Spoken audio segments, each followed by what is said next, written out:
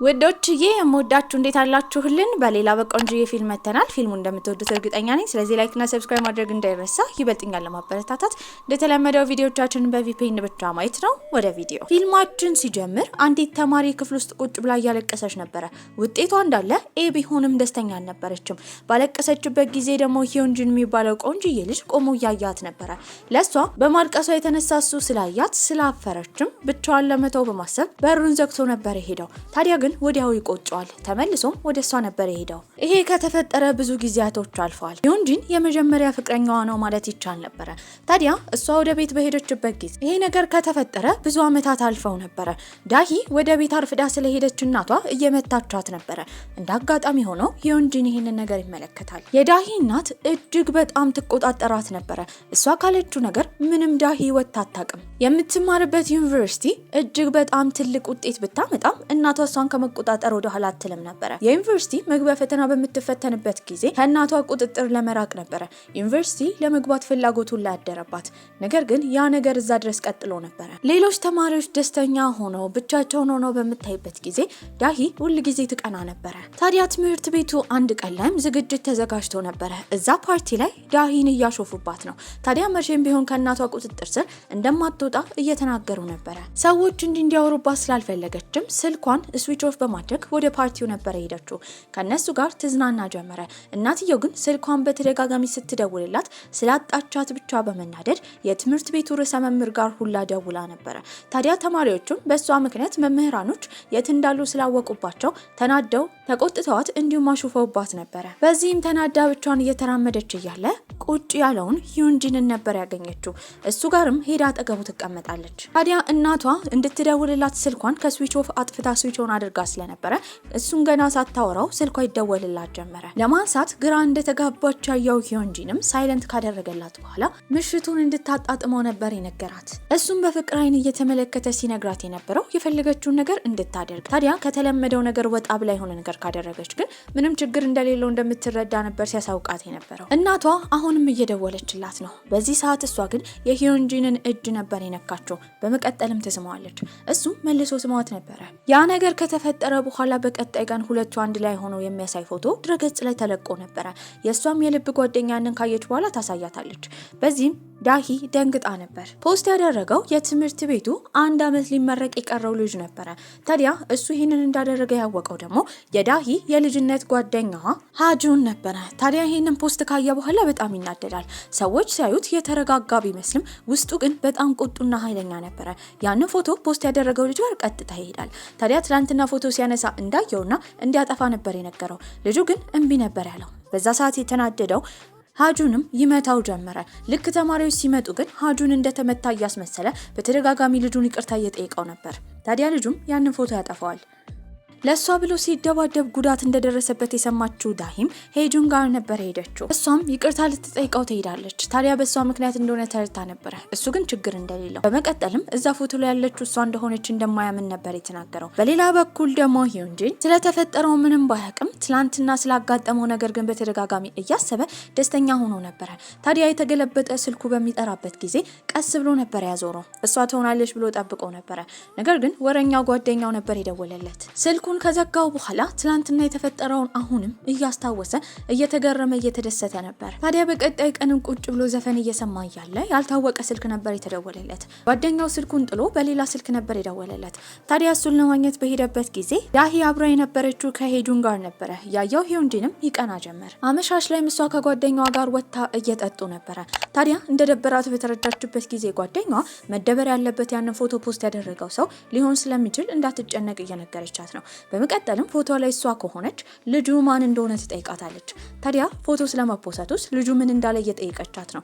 እሷ ግን ስለመፖሰቱ ራሱ እንዳላወሩና እንደማታቅ ነበር የተናገረችው። በዛ ጊዜ እንደ ድንገት ዞር ስትለያየችው ሂዮንጂንን ነበረ። ሂዮንጂን ስልክ እያወራ እየተራመደ ነው። ሂዮንጂን እየተራመደ በነበረበት ጊዜ ከኋላ ሆና ስልክ ነበር የደወለችለት። ታዲያ በዞረበት ሰዓት እሷን ሲያያትም በጣም ደስ ይለዋል። የሃይስኩል ጊዜውን የሚያስታውስ ጀመረ። ሃይስኩል ላይ ሁለቱ በአይን እንደሚዋደዱ ያስታውቅ ነበር። ነገር ግን ስሜታቸውን አልተናገሩም። እሷ አንድ ቀን ላይ ስሜቷን ለመናገር አስባ ወደሱ እየሄደች ነበር። ኢርፎን አድርጎ ቆሟል። በዚህም እሷ ልትመጣ ስለሆነ ኢርፎኑን በማውለቅ የምታወራውን ለመስማት በተዘጋጀበት ጊዜ መሀል የገባው የሱ ጓደኛ ነበር። ጓደኛው በጣም ወረኛ ነው። ብዙ ከቀባጠረ በኋላ ከሰው ጋር እንደሆነ ያየችው ዳሂ ትታው ወደ ክፍል ገብታ ነበር። ሂዩንጂንም በጓደኛው በጣም ይናደድበታል። ታዲያ እሷም ወደ ቤቷ ትሄዳለች። ቀስ ብላ እናቷ እንዳመሸች እንዳታቅባት ወደ ውስጥ ለመግባት እየሞከረች ነበር። ታዲያ ወደ ቤት በገባችበት ሰዓት ሂዩንጂ መልእክት ልኮላት ነበር። ለሱ ለመመለስ ስትል ደግሞ ሃጁን መልእክት ይልክላታል። ያኔ የሂዩንጂንን ትታ ሃጁንን ትመልሳለች። እሱ ለረጅም ሰዓት መልእክቱን ልካለች አላከችም ብሎ በተደጋጋሚ ስልኩን እያየ ነበር። ውስጥ ሲገባ ደግሞ ጓደኛው ስለ አንዲት ሴት እየተናገረ ያቺ ልጅ መልእክት ሲልክላት እንዳልመለሰች እየተናገረ ነበር የሰማው። ታዲያ ግን ልጁ አንድ ሀሳብ አምጥቷል። ታዲያ ያ ሀሳብ እንዲናገርና እሱም ላልመለሰችው ዳሂ ያንን ሀሳብ ለመፈጸም አስቦ ነበር። በዚህም ጓደኛው የተናገረው በጽሁፎቹ መጨረሻ እንዳለ ጥያቄ ምልክት እንደሚያደርግና ያ ጥያቄ አስገድዷት መልስ እንደምትመልስለት እየተናገረ ነው። ወዲያው ሂዩንጂን ቴክስቱን የላከላት ጥያቄ ምልክት እያደረገ ነበር። እሷም ትመልስ ጀመር። ምን እየሰራች እንደሆነ ሲጠይቃትም ከእናቷ ጋር እንደሆነች ትናገራለች። በመቀጠልም ምን ጥያቄ ከጠየቃት በኋላ የጥያቄ ምልክቱን ተጠቅሞ ያንን መልስ እንድትመልስ ማስገደድ እንዳለበት ግራ ገብቶት ነበረ። እሷም እናቷ ጋር በሄደችበት ጊዜ እናቷን የሆነች ሴትዮ እየሰደበቻት ነበረ። ደንበኛዋ ስለሆነች እናትየው ደግሞ በተደጋጋሚ ይቅርታ ትጠይቃለች። ያኔ እናቷ ዝም ስትል ያየችው ዳሂም ወደ ውስጥ ገብታ ሴትዮዋን ተናግራላት ነበረ። ታዲያ ለምን ዝም እንዳለች እናትየው ስትጠይቃት ግዴታ እንደሆነና እሷን ለማሳደግ እንደሆነ ትናገራለች። እሱ ቁጭ ባለበትም ጊዜ የዳሂ ጓደኛ ስታገኘው ሁለቱ አንድ ላይ መሆን እንዳለባቸው መክራው ነበረ። በቀጣይ ቀንም የቴኒስ ጨዋታ ስለነበረ እሷ ቡድን የነበረችው ከሂዩንጂን ጋር ነበረ። በሌላ በኩል ሂዩንጂን ደግሞ ቁጭ ብሎ እያየ ነበረ። ታዲያ እሷ እንዳትመታ ታዲያ በቀጣይ ቀንም የቴኒስ ጨዋታ ነበራቸው። እሷ ቡድን የመሰረተችው ከሂዩንጂን ጋር ነበረ። ሂዩንጂን ደግሞ ቁጭ ብሎ ደጋፊዎቹ ጋር እየተመለከታቸው ነው። ታዲያ ዳሂ እንዳትመታና እንዳትቸገር ለማድረግ ነገሩን ተቆጣጥሮ ለብቻው ሲጫወት የነበረው ሂዩንጂን ነበረ። ይህንን ስታይ እየተናደደች ነው። በሌላ በኩል ሂዩንጂንም እየተናደደ ነበረ። ታዲያ አንዲት ሴት ቡድን እንደሌላትና የቡድኗ አጋር ደግሞ እንደሌለ ስትናገር የሰማው ሂዩንጂን ተክቶ ወደ ውስጥ ይገባል። ያኔ ቴኒሱን አንድ ላይ ይጫወቱ ጀመረ። በተደጋጋሚ ወደ ዳሂ እየመታ እሷም እንድትጫወትና እንዲሁም ደግሞ የማሸነፍ እድል እንዲኖረው ለማድረግ ሂዩንጂን እየሞከረ ነበረ። ታዲያ ግን ከዛ በፊት ከሂዩንጂን ጋር ተጣልታ ነበር የወጣችው።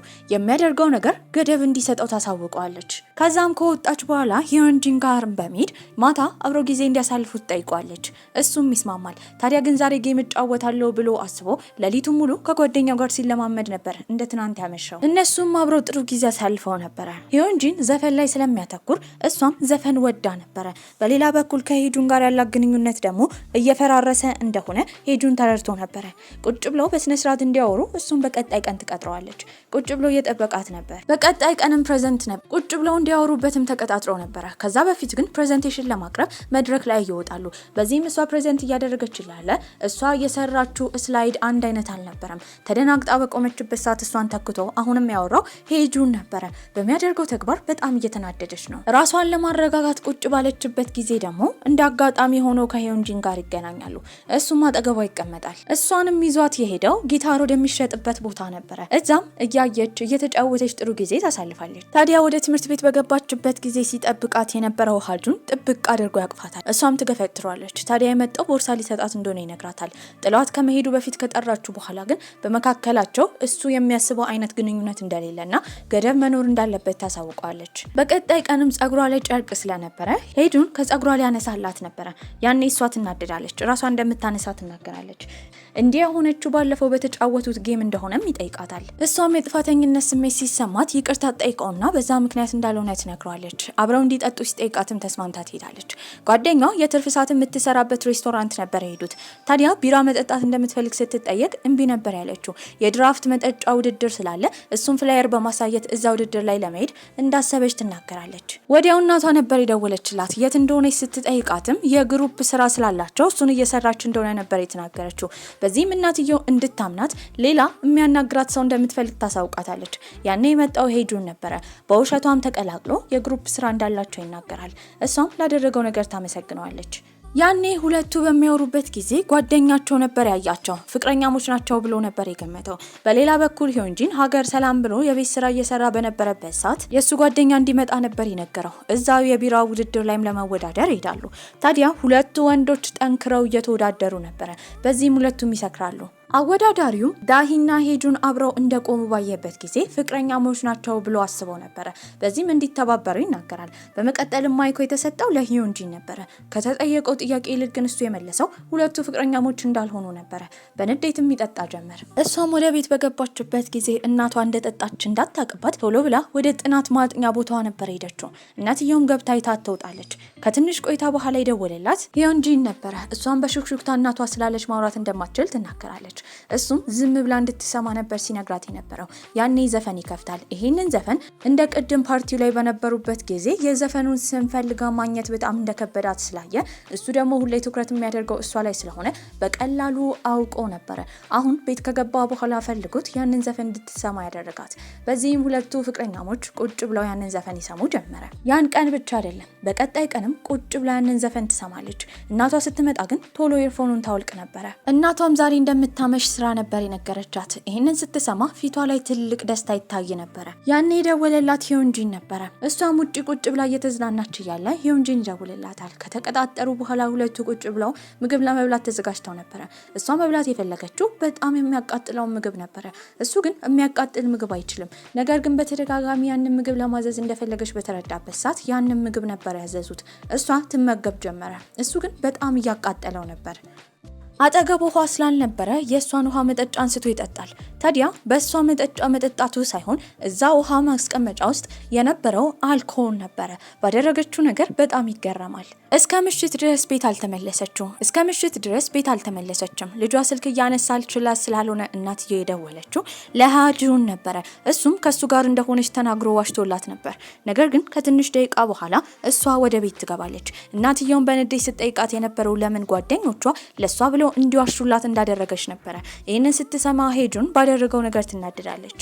ተጨቃጭቃም ከእናቷ ጋር ነበር ወደ ክፍሏ የገባችው። በቀጣይ ቀንም ለሱ ያደረገው ነገር ልክ እንዳልሆነ ከዚህ በኋላ እንዳይዋሽላት ነበር ስታስጠነቅቀው የነበረው። ከትንሽ ቆይታ በኋላ እሷ ጓደኛ ስትመጣ ይህንን እንደ ምክንያት በመውሰድ ሄጁን ተነስቶ ነበር ከዛ የሄደው። ታዲያ ጓደኛ ስትጠይቃት የነበረው ትላንትና ከሂዮንጂን ጋር እንደነበረች፣ ታዲያ እሱንስ እንደሳመችው እየጠየቀቻት ነበር። ይህንን ስትሰማ ትደነግጣለች። ታዲያ እሱ ጋር በነበረችበት ሰዓት በተደጋጋሚ ከንፈሩን እያየች ነበረ። ታዲያ እሷም ቁጭ ብላ እሱን እያየች በመቀጠል ስትናገር የነበረው አንድ ዘፈን መስማት እንደምትፈልግ፣ ዘፋኙ ማን እንደሆነ እንዲሁም ማቀናበሪያ ቦታ ማየት እንደምትፈልግ ትነግረዋለች። ሁለቱ አንድ ላይ በነበሩበት ጊዜ ግን የደወለላት ሄጁን ነበረ። እንደ አጋጣሚ ሆኖ የዳሂን ስልክ የያዘው ደግሞ ሂዮንጂን ነበረ። አንስቶ ማን ልበል ይላል። ሄጁንም የወንድ ድምጽ በሰማበት ጊዜ በጣም ተናደው ነበረ። እሱ እንደሆነ ሲያቅም ሂዮንጂን ነገሩን ያባብሰውና ሁለቱ አንድ ላይ እንደሆኑ ተናግሮ ነበረ። ታዲያ እሷም ስትመጣ ይበልጥ ድምጹን እንዲሰማ በማድረግ ሰው እየፈለጋት እንደሆነ በማሳወቅ ነበረ ሂዮንጂን ለዳሂ ስልኩን የሰጣት። ሁለቱ በስልክ እንደሚያወሩ ማሰብ ራሱ ሂዮንጂንን እያስቀናው ነበረ። በቀጣይ ቀንም ሄጁን ለሷ ብላ ያዘጋጀላት ስጦታ ነበረ። ለረጅም ጊዜ ሊሰጣት ቢፈልግም እያመነታ ነበር። በዚህም ግን በአሁኑ ቁርጥ ብሎ ያንን ስጦታ የተለያዩ ምክንያቶች ከደረደረ በኋላ ሰጥቷት ነበረ። ሁለቱ ስጦታ ሲሰጣጡ እያየው ሂዮንጂን ደግሞ በጣም ተናዷል። ምክንያቱም ያንን ተመሳሳይ ስጦታ እሱም ማዘጋጅቶላት ነበረ። ታዲያ ሄጁንና ዳሂ በተገናኙበት ጊዜ ሲናገር የነበረው ከሄጁን ጋር ያላት ግንኙነት ምን እንደሆነ፣ ሁልጊዜ በመካከላቸው እሱ እየገባ እንደሆነ፣ ታዲያ ይህንን ስጦታ ለእሷ እንዳዘጋጀላት፣ በተመሳሳይ ሁኔታ ግን ያንን ስጦታ ከሄጁን እንደተቀበለች፣ አሁን እሱ ስጦታውን የሰጣት እንደ ጓደኛ አይቷት እንዳልሆነ፣ ምናልባት የሄጁንም ማስተሳሰብ ለዛ ሊሆን እንደሚችል ነበር የነገራት። ጥሏትም ይሄዳል። በዚህ የተረዳችው ሄጁን ከጓደኝነት ያለፈ ሌላ ስሜት እንዳለው ነበረ። በዚህም ወዲያው እሱን ነበር የቀጠረችው። ስጦታውን ይዛ ለመመለስ ተዘጋጅታ ነበረ።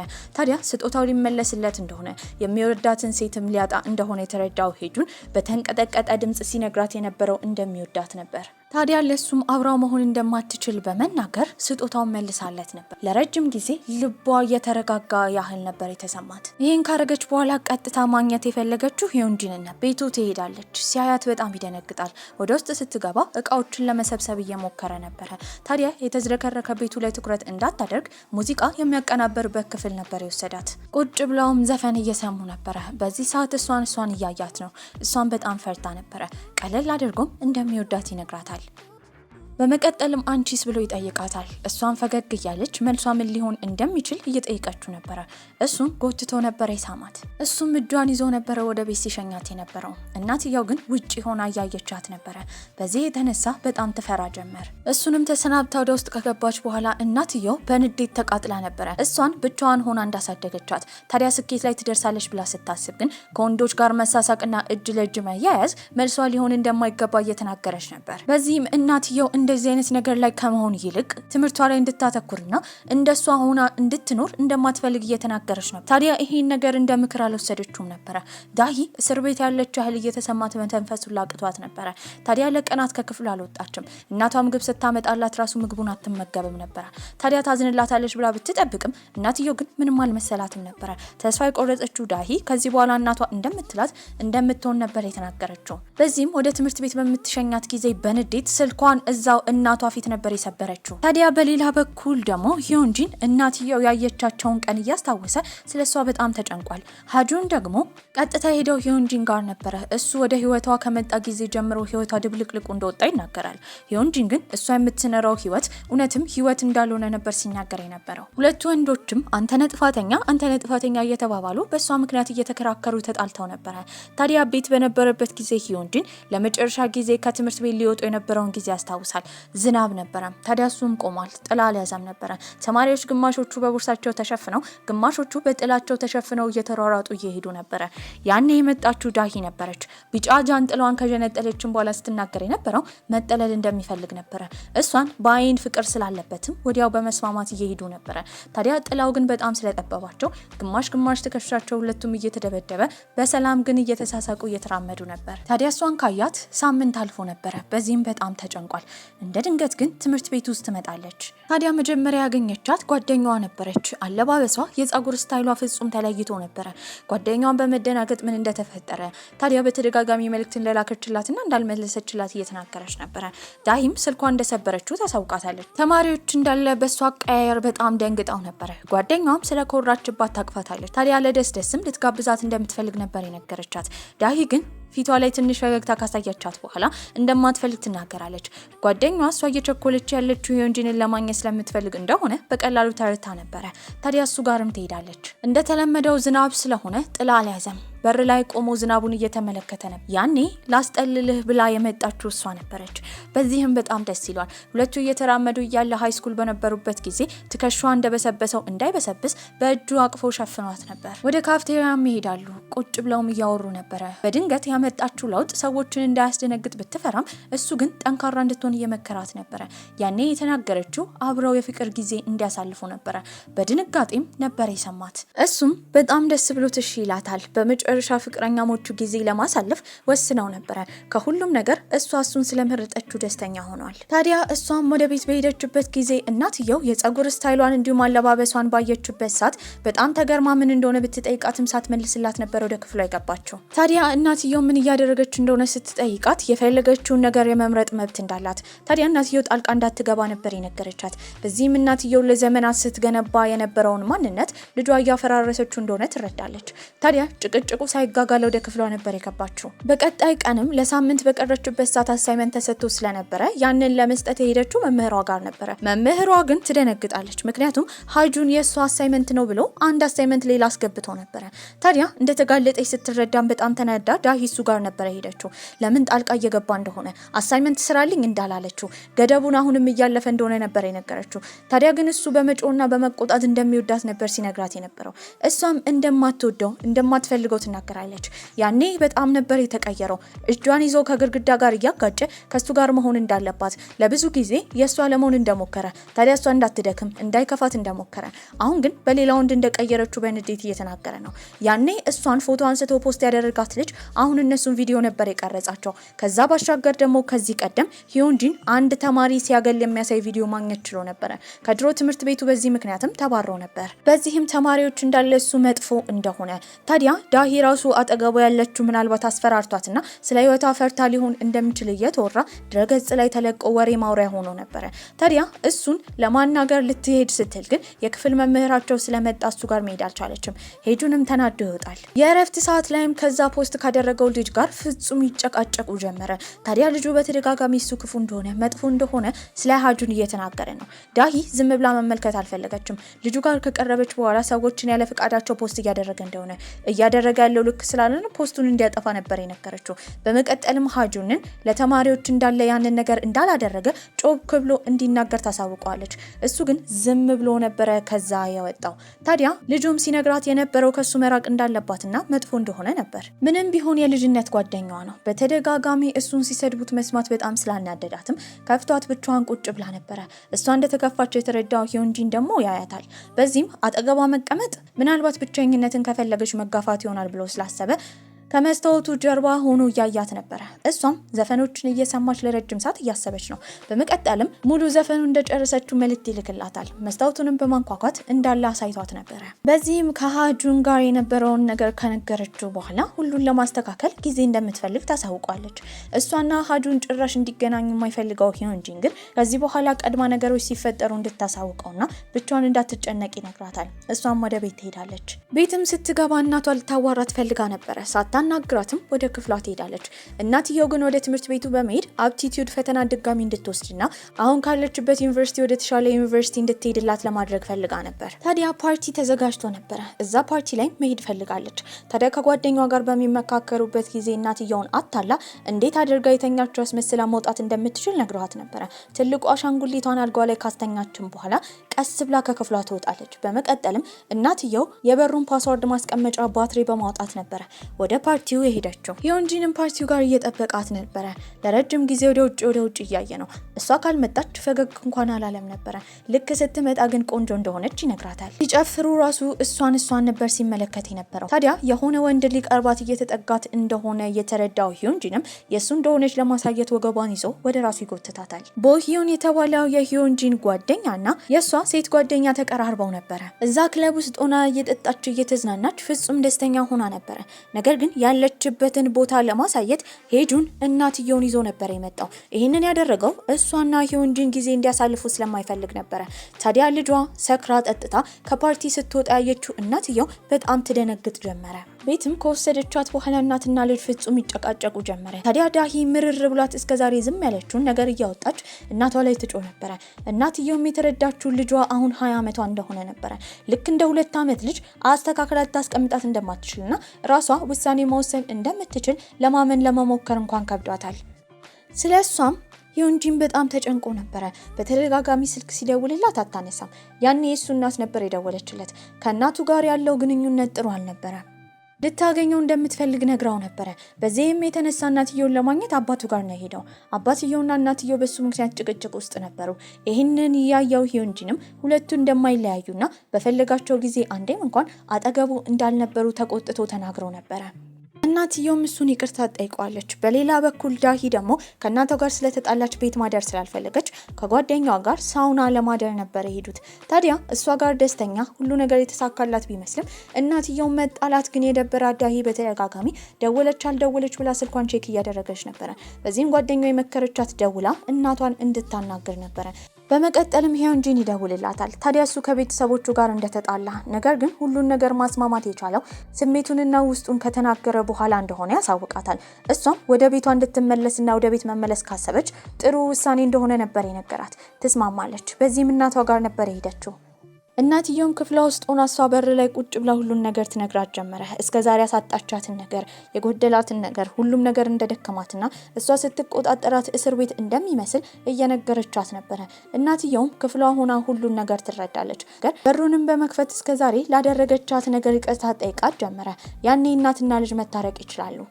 በቀጣይ ቀንም ወደ ትምህርት ቤት ስትሄድ ሳትፈራ ዘፈን ከፍታ ኢርፎን አድርጋ ስለ ዘፈኑ እያሰበች ደስ ብሏት እየሄደች ነበረ። ያኔ አጠገቧ የተቀመጠው ሂዮንጂን ነው። ትኩረት አልሰጠችውም። ዘፈኑን ስትጨርስ ነበር እሱ ራሱ ያናገራት። ክፍልን በገባችበት ጊዜ እሷ ጓደኛ ኢዮን መጠጥ ትሸት ነበር። ከማን ጋር እንደነበረች ሳውና ውስጥም ትጠይቃታለች። እሷም ከሂዮንጂን ጓደኛ ቦህዮን ጋር እንደነበረች ትናገራለች። ይህንን መናገር በሰከረችበት ሰዓት ያደረገችውን ነገር እንድታስታውስ ያን አድርጓት ነበር። ቦህዮን ደረት ላይ ካልተኛው ብላ አስቸግራ እሱ ላይ ነበር የተኛቸው። ተቃቅፈው ነበር የነቁት። በሌላ በኩል የሱ ጓደኛ ቦህዮን ራሱ ከዳሂ ጓደኛ ጋር ያሳለፈውን ሲያስታውስ ደስታ ተፈጥሮበት ነበር። ሀጁንም በጣም እያስጠላው ነው። ከትምህርት ቤትም ለመልቀቅ አስቦ ነበር። ታዲያ ጥሩ ውጤት ስላላመጣ ግድ እንደዛ ማድረግ ነበረበት። ከዚህ ቀደም ደብድቦታል የተባለውም ልጅ እሱ ጋር ይመጣል። የድሮውን ትቶ ወደፊት እንዲጓዝ ነበር ሲመክረው የነበረው። በቀጣይ ጊዜም ሂዮንጂንና ዳሂ አንድ ላይ በነበሩበት ሰዓት የትርፍ ሰዓት ስራ እንደምትፈልግ ያንን ገንዘብ አጠራቅማ ጉዞ መሄድ እንደምትፈልግ ትናገራለች። እሱም ይህን ሲሰማ የትርፍ ሰዓት ስራ እንደሚሰራና እሱም ገንዘብ አግኝቶ አብራት ጉዞ እንደሚሄድ ነበር የነገራት።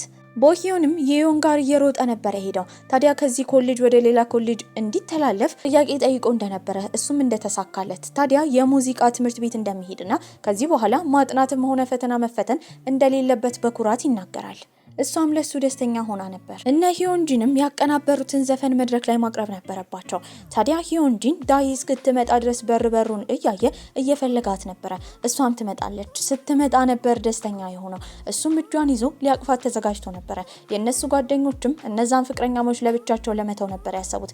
ከሄዱ በኋላ እንደ ፍቅረኛሞች ጊዜ አሳልፈው እሱ መድረክ ላይ ወጥቶ እየዘፈነ ነበረ። ገና በ20 ዓመታቸው ብዙ ውጣ ውረድ አይተዋል። ነገር ግን መጨረሻቸው አንድ ላይ መሆንና ደስተኛ መሆን ነበረ። በዚህ ቆንጆ አስተላለቅን ፊልማችን እዚህ ላይ ያበቃል። ደህና ቆዩልኝ።